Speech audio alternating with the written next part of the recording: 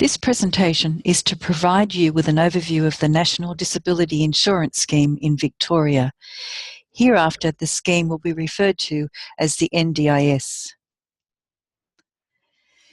The NDIS is a new way of providing disability support. While RDNS has provided care to people with a disability, we haven't been a disability service provider, and we need to understand the sector. For example, the language used in this disability sector is different. People are called participants, not clients, and instead of providing care, supports are provided to a participant. The NDIS is administered by the National Disability Insurance Agency, NDIA. The NDIS began with some trial sites around Australia from July 2013. It is being rolled out gradually around the rest of Australia from 1st of July 2016 through to 2019. The Australian Government is providing $19.3 billion over this period for the rollout. The NDIS will provide all Australians under the age of 65 with permanent and significant disability with the reasonable and necessary supports they need to live an ordinary life. People with disability will choose the providers they engage and can change providers at any time. They have choice and control over how and who provides supports. In order for supports to be considered reasonable and necessary, they must be related to a participant's disability, must represent value for money, and take into account any informal supports already being provided by family, carers, and the community. Reasonable and necessary supports does not include day-to-day living costs. Providers of supports to a participant can be individuals or organisations. By the end of the rollout in 2019, the NDIS will support about 105,000 participants in Victoria and some 460,000 Australians with disability, and invest $22 billion a year in services and equipment. In order to support these participants, it is anticipated that the disability workforce will double to 48,000. Who is eligible for the NDIS? A participant's eligibility is determined by the NDIA. To be eligible, an individual must have a permanent disability that significantly affects their ability to take part in everyday activities, be aged less than 65, and meet Australian residency requirements. Once you are in the NDIS, it offers lifelong support. In Victoria, existing HACC clients under the age of 65 who don't get into the NDIS will continue to get services under the HACC program for younger people, known as the HACC PYP. What's in the HACC program for younger people? Eligibility criteria for the HACC PYP is the same as for HACC. The service provided are the same, and the range of providers are the same. Within RDNS, approximately 24% of the hours of care is provided under the HACC program for younger people. Of this 24%, it is estimated that 7% will go to the NDIS. The NDIS is being rolled out in stages across Victoria from the 1st of July 2017 through to the 31st of December 2018. Within RDNS, the NDIS will first become available in the northern Melbourne, then in part of the south, followed by eastern Melbourne, then southern Melbourne, and finally in the west. When the NDIS first becomes available in an area, a 3-month transition period commences. Because of an in-kind arrangement with the government, during the transition period, RDNS will continue to receive HAC funding, even if a client transitions early to the NDIS. Whilst we continue to receive HAC funding, RDNS clients will continue to receive the same support and services from us with no change to our existing arrangements. At the end of the transition period, the government will reduce our HAC funding proportional to the number of clients who move to the NDIS. The residual funds will remain for RDNS HAC PYP clients. At this time, payment for services for people under 65 who are in the NDIS will be funded by the NDIS, and RDNS will be paid in arrears. RDNS is a registered service provider with the NDIS. We are registered to provide community nursing, therapeutic supports, which covers physiotherapy and social work, and personal care activities. In order to be paid by the NDIS, service providers must be a registered provider. Before RDNS could register as a provider, we had to create a Provider Digital Access Account, referred to as PRODA. PRODA is an online authentication service and is required to be able to access the NDIS online portal called MyPlace. Every staff member who will need to access the MyPlace portal will need to create their own PRODA account. There are guidelines available on the NDIS website for providers to step them through this process. MyPlace is the online portal used by service providers and participants to administer the NDIS. The MyPlace homepage consists of a series of tiles that allows providers to receive emails via the inbox from the NDIS, submit an application for registration, create and approve service bookings with or on behalf of participants, lodge and manage payment requests for the delivery of supports provided to participants, view referrals made to the organisation, and manage our organisational details. What is in an NDIS plan? Each participant has their own plan that is developed between the participant and an NDIS planner. It identifies the outcomes the participant wishes to achieve, the supports that will be funded by the NDIS, and the budget allocated for those supports. To develop an NDIS plan, a planning conversation is held between the participant and the NDIS planner, either over the phone or face-to-face, depending on the complexity of the situation. In preparation for the planning conversation, it is important for RDNS clients to have information about the services we are currently providing them, including the type of care, how often we are providing the care, how long it takes, the number of staff required to provide the care, and whether they have call-outs from time to time, for example, in the case of a blocked catheter. This information will ensure that the appropriate level of funding is allocated in the budget to cover the supports required. RDNS can be invited to participate in a planning conversation, either by a participant or an NDIS planner. Let the participant know that you would be happy to support them with their planning conversation if they would like you to. The first NDIS plan is in place for 12 months, when a scheduled review will take place. A participant can request a review of their plan in the first 3 months.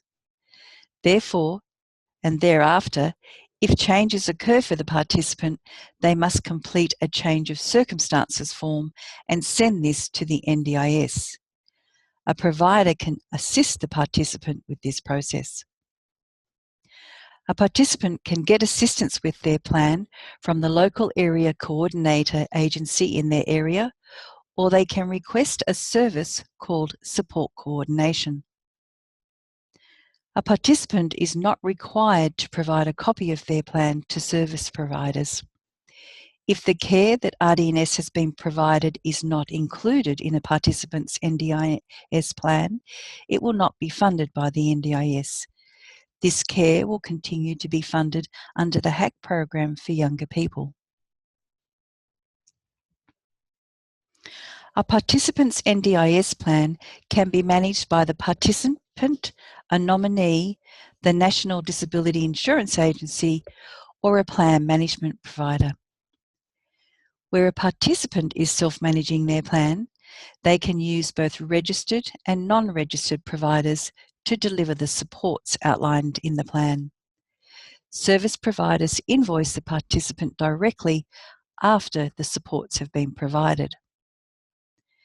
Where the NDIA is managing the participant's plan, the participant can only use registered service providers to provide their supports. After the supports have been provided, the service provider makes a payment request through the NDIS MyPlace portal. When a registered plan management provider is managing the participant's plan, they manage the funding for the supports and can connect the participant with both NDIS registered providers and non-registered providers. The service provider invoices the plan management provider directly after the supports have been provided.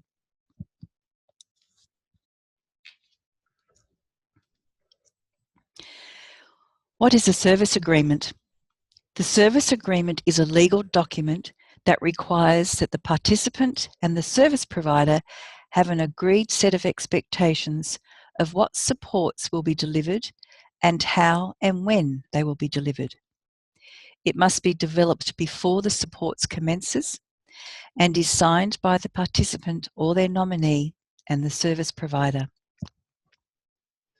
The service agreement also sets out each party's responsibilities and obligations, how supports will be paid for, and how to resolve any issues that may arise, including either party ending the agreement. The support set out in the service agreement must be reflected exactly in the client visit schedules, and no changes are allowed unless agreed upon with the participant and reflected in a revised service agreement. There is a service agreement template available on the Share Drive /common/NDIS. What is a service booking? A service booking is created in the MyPlace portal to nominate the type of support, the start and end dates of the supports to be provided, and the funding to be allocated to a given provider. We only need to create a service booking when the NDIS is managing the funds for a participant. We do not need to create a service booking if the participant's plan is managed by the participant or a plan management provider. When creating a service booking, it must be accepted by both parties. Permission for us to accept a service booking on behalf of a participant is included in the service agreement. If there is no service booking, then we cannot make a payment request to the NDIS. Making a service booking locks the funds allocated to RDNS for the life of the service booking.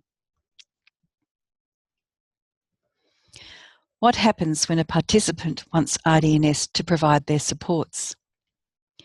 When a participant decides to enlist the supports they require from RDNS, the participant, their nominee, a local area coordinator or a support coordinator will contact RDNS to request the supports as outlined in the participant's NDIS plan. Once it is determined that the supports the participant is requesting from RDNS are included in the plan, arrangements will be made to create a service agreement before services can commence. A service booking will be made where the NDIS is managing a participant's plan.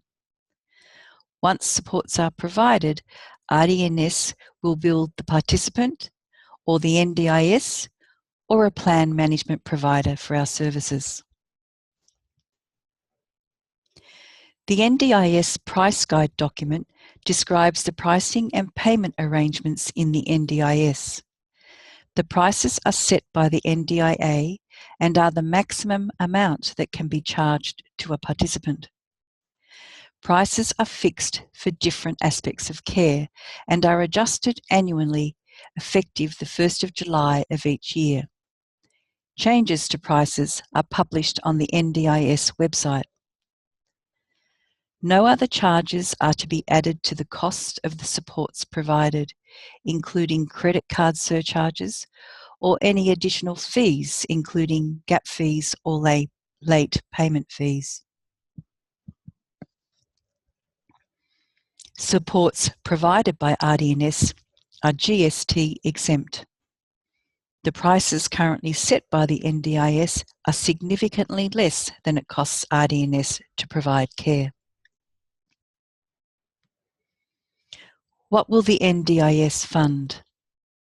The NDIS will fund supports required due to the impact of a person's impairments on their functional capacity and their ability to undertake daily activities. The NDIS pays for different supports for different people. The type of support depends on what people want to achieve and what areas of their life they need help with.